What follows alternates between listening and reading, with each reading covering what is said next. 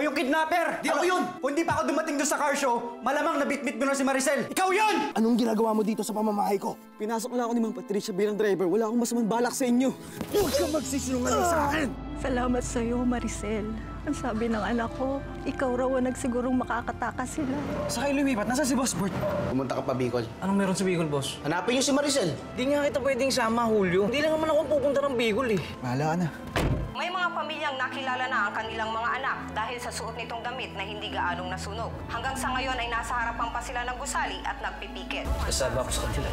Mga bata pa kami, sabi sa akin ni Maricel, ipapadala siya ng lobo sa langit para sa mami niya. Sana isa sa mga to, maabot sa kanya. Makakalimutan niya rin yung Maricel na yan. After all, she's already dead. Ako pa rin yung panalo sa amin ni Maricel.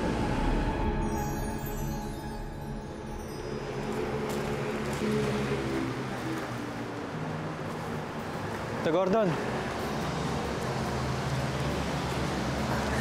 Sak. Po. Pwede ba kita makausap? Oo naman po. Bakit po? Nakakahiya to pero wala ko ibang malapitan eh. Naubos kasi yung pera ko sa lamay at libing ni Maricel. Hihingi sana ako ng tulong sa'yo. Tito Gordon naman. Huwag na po kayo mahiya sa akin. Alam niyo namang tutulungan ko kayo eh. Magkano po ba? Hindi tungkol dun eh. Baka pwedeng ihatid mo ko sa munisipyo ng Bulacan. May picket kasi doon eh. Para sa mga biktima na nasunog na factory. Gusto ko sana sumali eh. Tito Gordon, huwag po kayong mag-alala. Kasama ko po kayo. Marcel, tignan mo nga kung nandyan sila.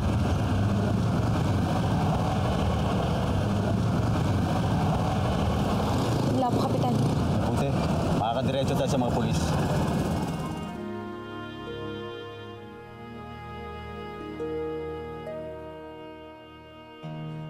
Sana po talaga, sir, matulungan yung mga bata. Oo naman po. Dapat talaga makauwi sila sa mga magulang nila. Yan niya po, sasama ko kayo. Salamat po talaga, sir. Kapitan, salamat po rin. Hulog po kayo ng langit sa amin. Nanay Janice talaga. Trabaho po namin yan. Sales, sama ko sa inyo. Kung maraming bata, kailangan mo na may mag-assist sa'yo. Maraming salamat po.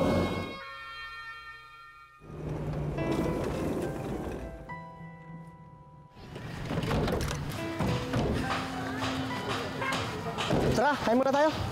Sige, sunod ako. Ulit ka. Oo.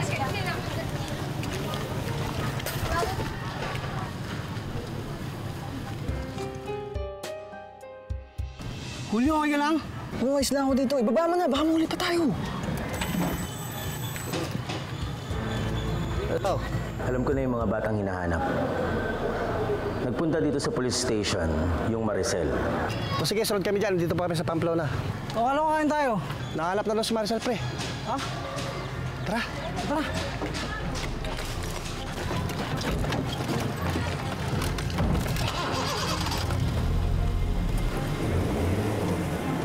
Hanggang ngayon, hindi natin malaman ang pangalan ng may-ari ng faktoring ito.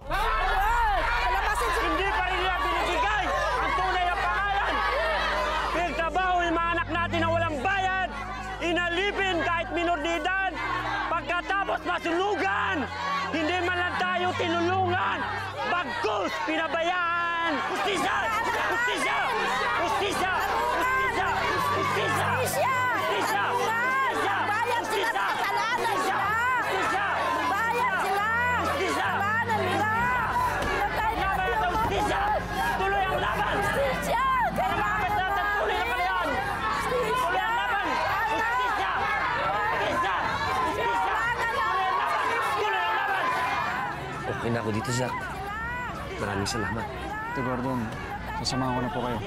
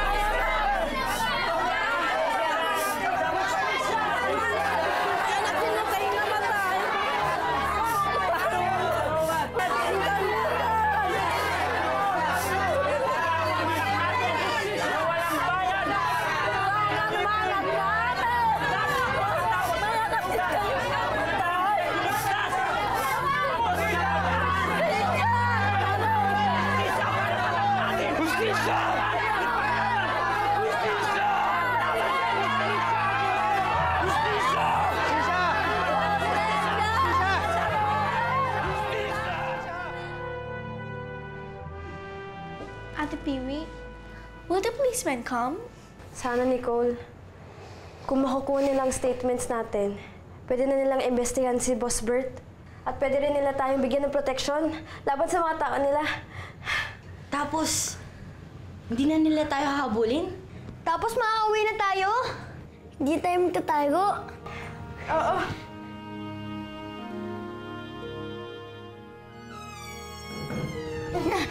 Baka nandiyan na sila. Nandiyan na sila. Yay! Mamasin! Policeman! Nanay Janice! Mamasin! Si Sir Rosales, kunin niya yung statement nating lahat.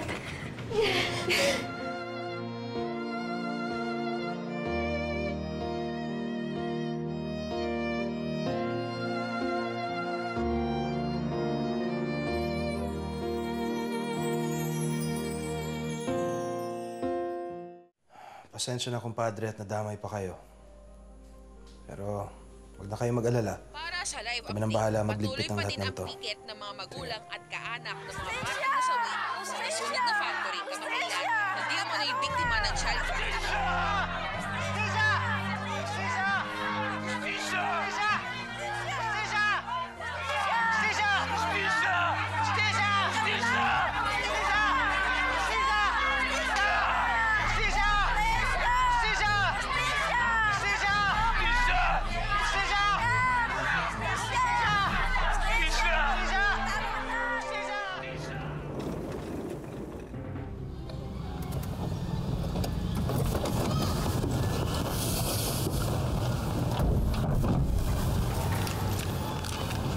Dito na ba yun? Malamang, Brad. Ito na yung binigay na address eh. Tara, sige, hindi ka ako lookout.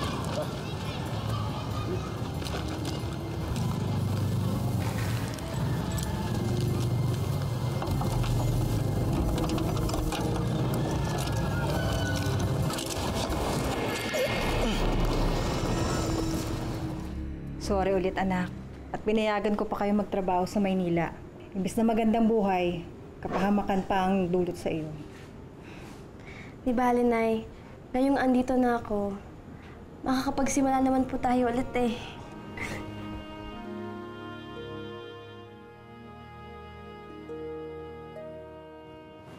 Tama ang anak niyo, Aling Janice. Nakakapagsimula po kayong ulit. Kayo rin. Mananagot ang Boss Bert niyo sa batas. Sisiguraduhin natin yan. Ito ang sabi ni Mama Sil. Makakauwi na tayo. Hindi rin!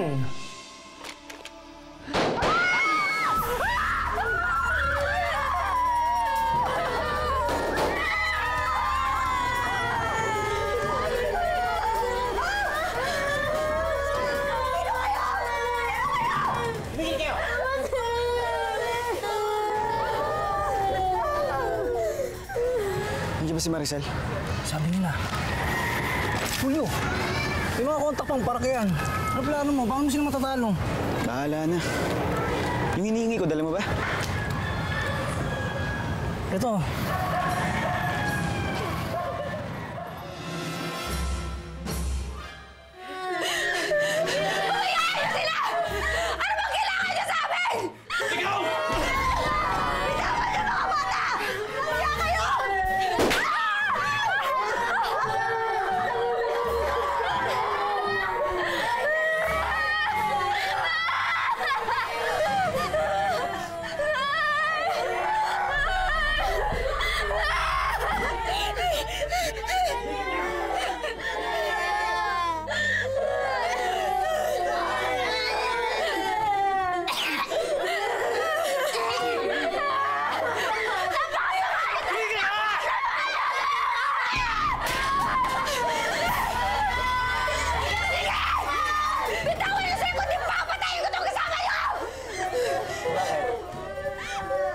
Kaya mo na ba, Iha?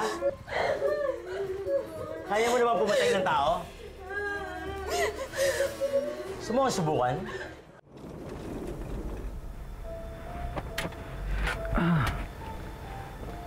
Tito Gordon, pasensya na po talaga. Pinapauwi na ako ni Daddy. Pero balik na lang po tayo. Salamat, Zach.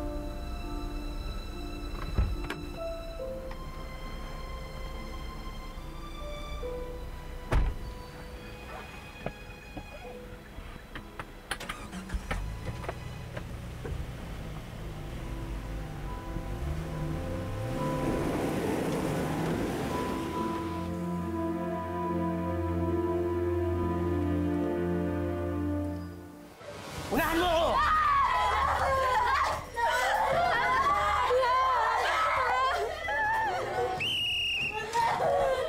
Ano yan? Baka mamaya nakatimbra yung mga kasamahan ko pulis ha, na hindi ko nalaman. Dito tayo, dito tayo!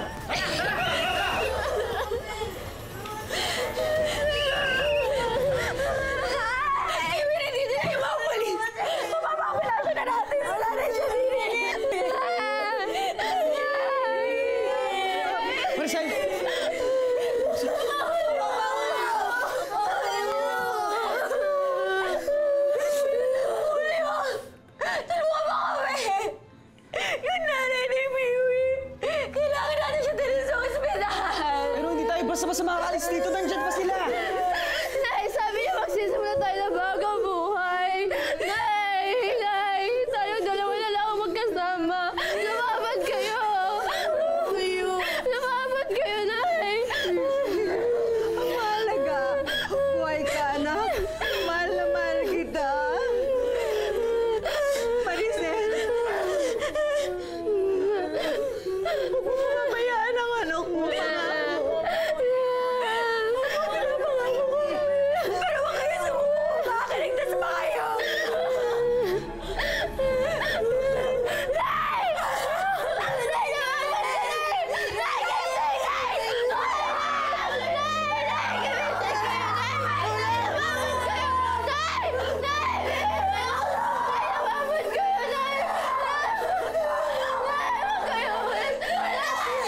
Maricel, makinig ka sa akin. Hindi ako pwede mahuli ng pulis. Pero susundan ko kayo kung saan na kayo dadalhin. Babalik ako. Sige na. Halika na. Nay! Lumaban kayo, Nay! Nay! Gumising ka! Gumising ka! Gumising ka! Boss. Yes, boss.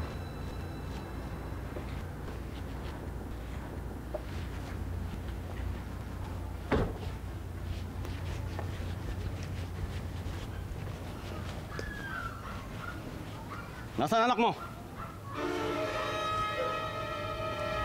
Sino kayo? Nasaan anak mo? Patay na anak ko! Patay na si Maricel! Sino kayo? Alam namin buhay siya! Palitawin mo na siya!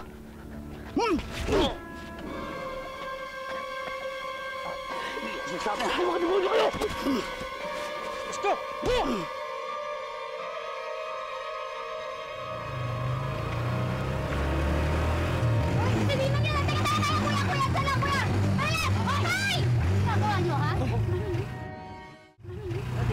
Sa kaibigan ko! Sino kayo? Dito! Takbo ka rin! Gordon! Gordon? Ano ba nangyari? Tulungan niyo ako! Dali natin sa pinakamalapit na ospital! Sige na po, please! Tawag na lang po ako ng pulis. Ay! Sige, tumawag ka, pulis! Ninong!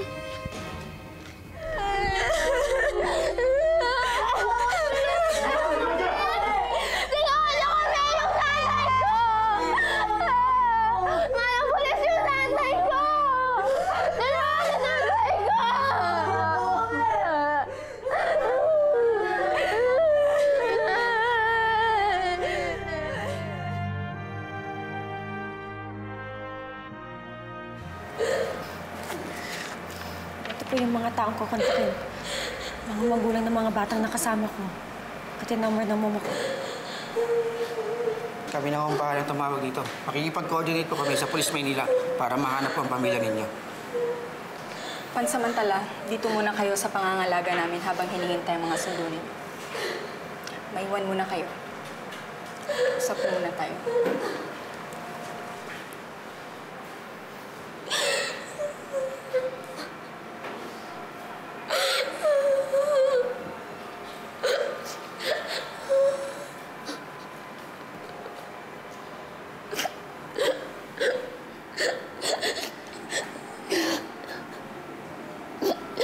Wala na si nanay.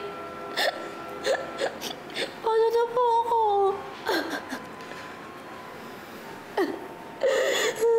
Ito panuwag kayo para sa'yo, Piwi.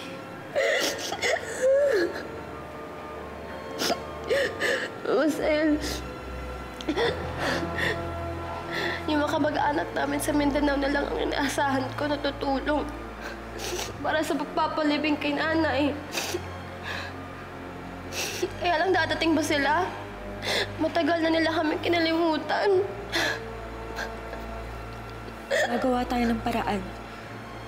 Hingi tayo ng tulong para mabasbasan na maayos si Nanay Janice.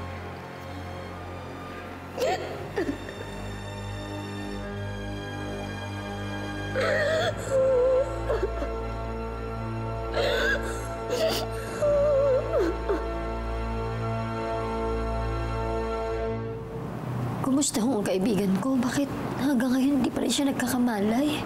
We have to perform several tests para makita natin ang severity ng head trauma ng pasyente. Mauna ako, excuse me. Sige po. Sila naman po kayong may gawa na nyo kayong ninong, Ma'am. Hindi ko na alam. Kung sino man yung mga sanggano na yun na gumawa nito sa ninong mo. Hindi ko alam kung anong motibo nila, bakit nila ginanyan si Gordon.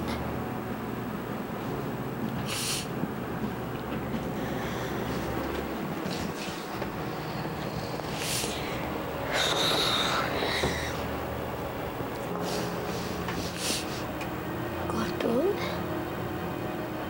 Kung itong nangyari sa'yo, may kinalaman pa rin kay Maricel. Ikaw lang ang makakapagsabi. Kaya lumaban ka. Gumising ka na. Para makuha natin yung hustisya, kailangan nating makamit.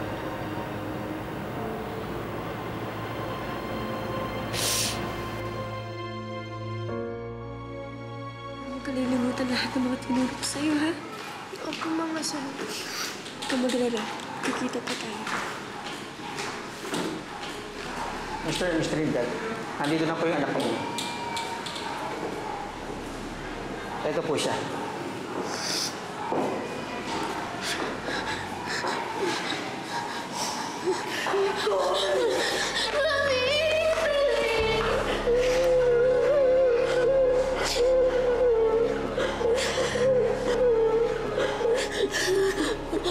Sinaktan ka ba nila, anak?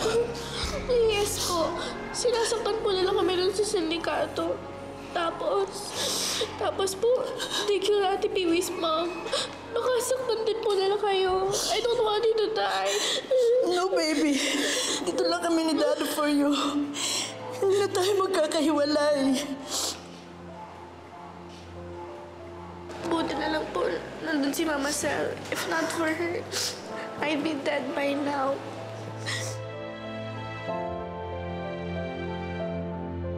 Puro kayo inutil! Paano pa natin mapapayin si Gordon kay Maricel? O sige, saan ospital din nila?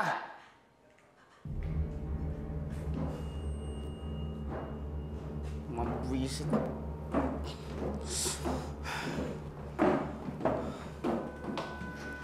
Palpak din yung mga pinadala mo sa Bicol. Nakausap ko si Quintanar. Hawak na ng mga pulis at DSWD ang mga bata. At malamang nakapagbigay na ng impormasyon ng mga yun. At oras na bumalik dito sa Maynila mga yun, sigurado ako tetestigo laban sa'yo si Maricel.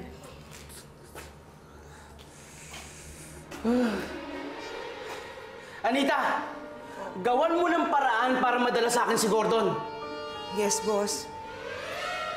Yun lang ang paraan para mapigilan natin yung Maricel na yan.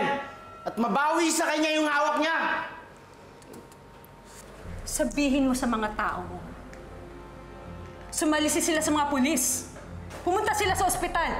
Kailangan makalapit sila kay Gordon. Opo, ma'am.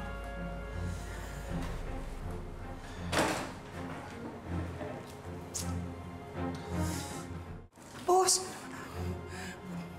wala ka rin pakinabang. Kagaya ka rin ng pamangkin mo, traidor, ha? Boss, huwag niyo po akong patayin! May pakinabang pa rin po ako! Pagdating kay Julio, si Julio lang ang nakakalapit kay Maricel, boss!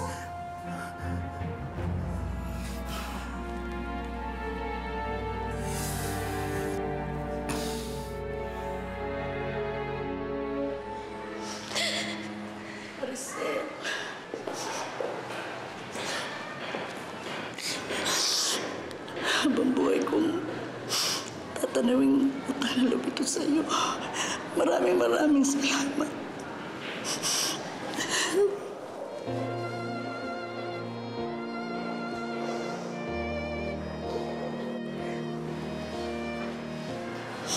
Malaking blessing po para sa akin na nakilala ko si Nicole. At ang mga kasama namin mga bata. Ang hirap ng pinagdaanan namin. Pero naging lakas namin ang isa't isa. Kami ang naging pamilya. Mama Sel,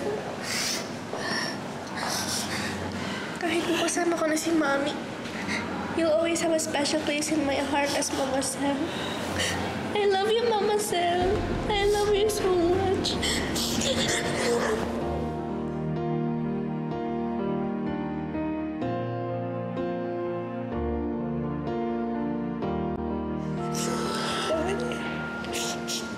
Mahal din kita, Nicole. Lagi kang mag-iingat, ha? Lagi kang makinig sa mama at sa daddy mo. Ingatan mo yung manika ni Aa, ha? Ito na lang yung natitirang alaala natin sa kanya.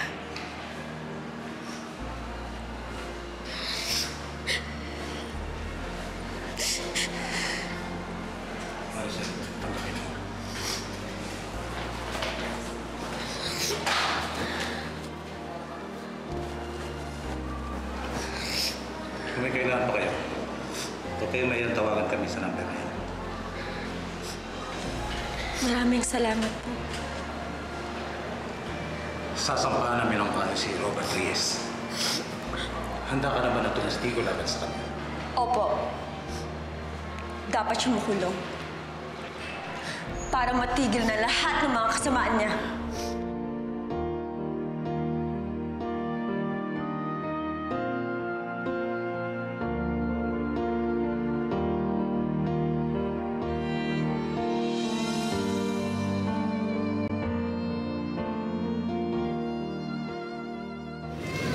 Bilis na ilibing si nanay. Ang bilis ko din siyang nakasama. Nay!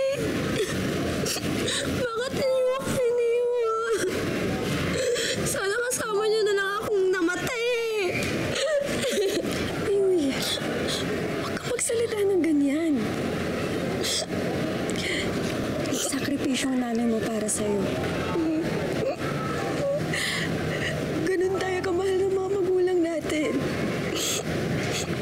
Kahit buhay nila, kaya nilang ibigay sa mga anak nila.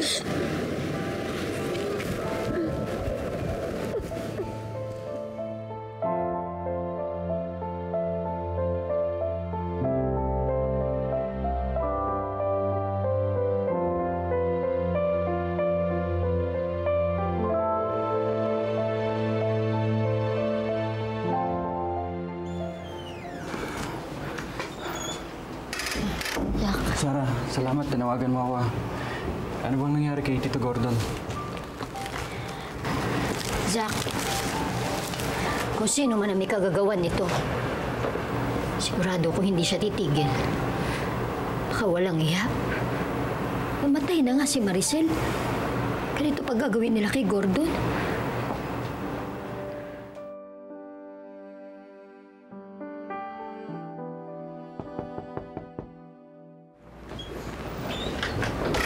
Magandang araw po.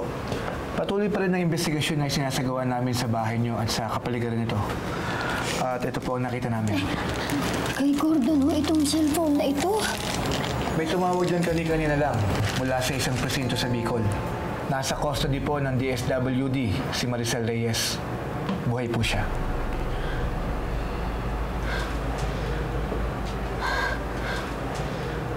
Sir, totoo po ba yung sinasabi niyo? Buhay si Maricel Reyes?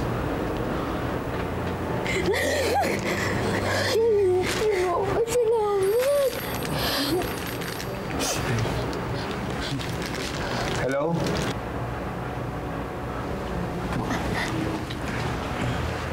Maricel, nakontak na namin ang number na binigay mo sa amin.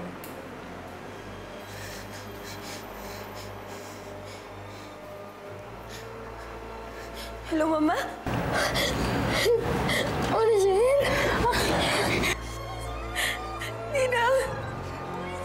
Ako to. Anak, ikaw mo talaga yan. Ginoo, salamat.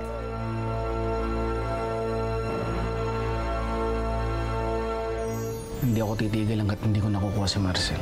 Sinabi mo kanina na mismo ang tatay mo ang inaakusahan mong leader ng sindikato? Opo. Dapat pinangatawanan mo na lang na anak mo siya. Para nahawakan mo siya sa leeg. Desidido ka bang ituloy ang kaso laban sa sarili mong ama? Opo. Sandali nga! Mama, wag niyo! Pati anak niyo, niloloko niyo? Mataas yung respeto ni Zach sa'yo. Paano mo nagawa to sa kanya? Sisiguraduhin ko na hindi nyo na makikita si Zach pagkatapos ng lahat ng to.